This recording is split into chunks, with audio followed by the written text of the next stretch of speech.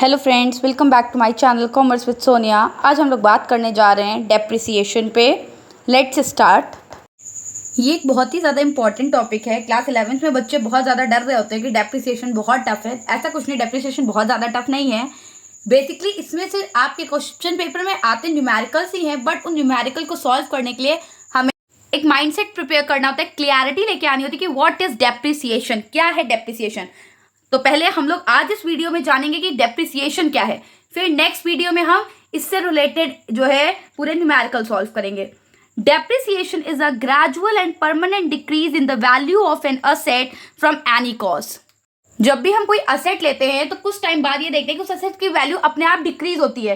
तो ये जो ग्रेजुअल और परमानेंट डिक्रीज है, यानी ये जो डिक्रीज है ये कुछ समय के लिए नहीं, परमानेंटली जो डिक्रीज हो रही है वैल्यू किसी भी असेट की, कोई भी कॉज, बहुत सारे कॉजेज है।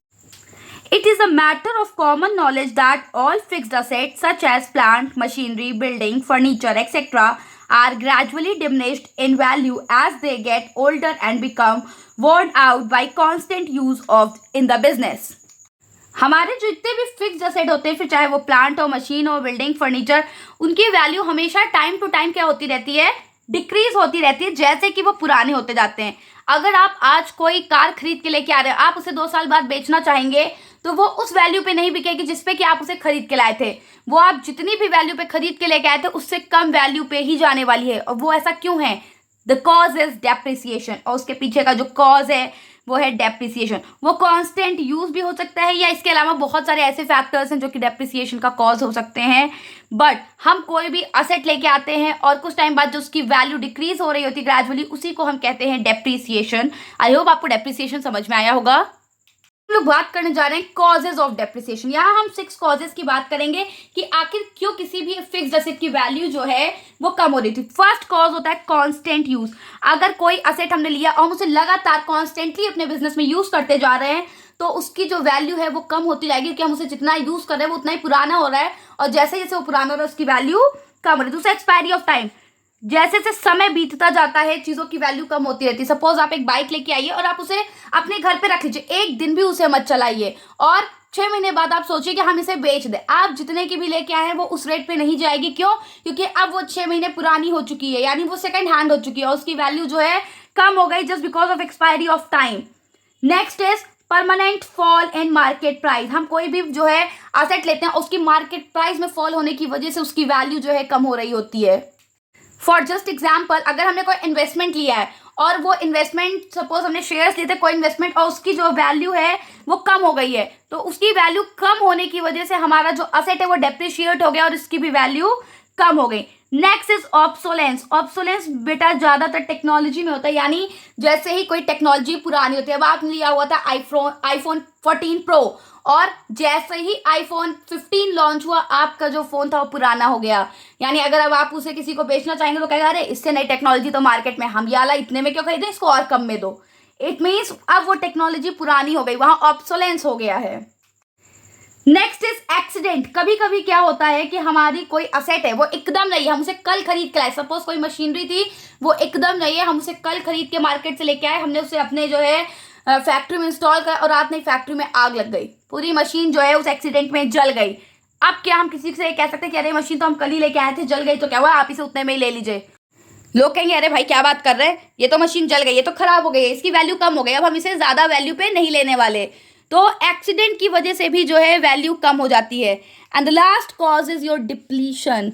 हम उसको यूज कर रहे हैं और यूज करने से वो खत्म हो रहा है, वो डिप्लीट हो रहा है, उससे भी जो है हमारे फिक्स्ड असेट की वैल्यू कम होती है। डिप्लीशन ज्यादातर उन चीज़ों पे होता है जो कि नेचुरल होती है। जैसे आपके पास एक कोल माइन है, आप उससे जिस तरह चीज़ एक्सट्रैक्ट कर रहे हो, अब उसमें से कोयला खत्म हो रहा है, तो यानी वो क्या हो रहा है, वो डिप्लीट हो रहा है, और ये भी एक कॉज है आपके डेप्रिसिएशन का। तो these are the 6 causes for the depreciation. अब हम लोग डेप्रिसिएशन और उससे रिलेटेड कुछ सिमिलर वर्ड्स को पढ़ लेते हैं। सबसे पहले तो डेप्रिसिएशन ही देख लें। डेप्रिसिएशन जो है वो होता है कि जब भी हमारे किसी फिक्स्ड टैंजिबल असेट की वैल्यू, ये बहुत इंपॉर्टेंट है कि जो डेप्रिसिएशन होता है वो फिक्स्ड टैंजिबल असेट की वैल्यू में जब कोई गिरावट आती है, यानी there is a loss in the value or the fixed value of a fixed tangible asset due to wear and tear, excessive use and passage of time, obsolescence, इन किसी भी कारण से अगर हमारे फिक्स टैंजिबल असेट की value कम हो रही है तो उसे हम कहते हैं depreciation. Next is depletion.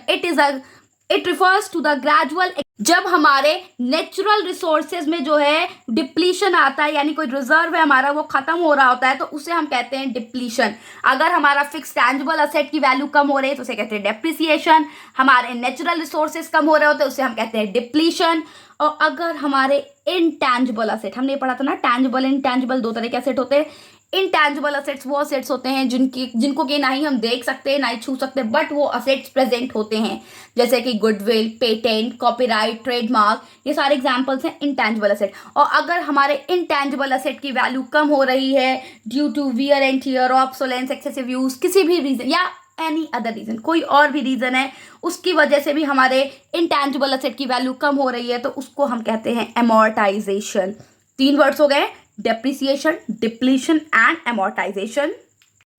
Last similar word है डिलैपिडेशन। ये वर्ड आप लोगों के लिए कुछ नया है, इसको अभी तक हम लोगों ने नहीं सुना है, बट हम लोगों ने ये सुना है कि हम लोग प्रॉपर्टी को लीज पे लेते हैं। लीज पे लेने का मतलब होता है बेटा कि अगर हमने किसी चीज़ का कॉन्ट्रैक्ट करा लिया फॉर 10 ईयर्स, 20 ईयर्स और फॉर 99 ईयर्स, मैक्सिमम जो लीज होती है 99 ईयर्स तक की होती है। इट मीन्स उतने समय के लिए वो चीज़, वो ज़मीन या वो बिल्डिंग हमने किराए पे ले ली है।